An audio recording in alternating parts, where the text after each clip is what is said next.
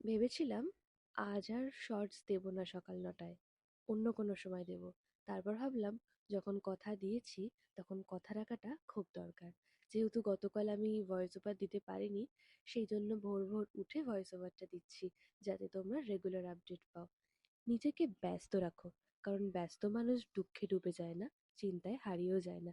যতক্ষণ তুমি কিছু না কিছু শিখছো, গড়ছো, ততক্ষণ জীবন তোমাকে গড়েও তুলবে না।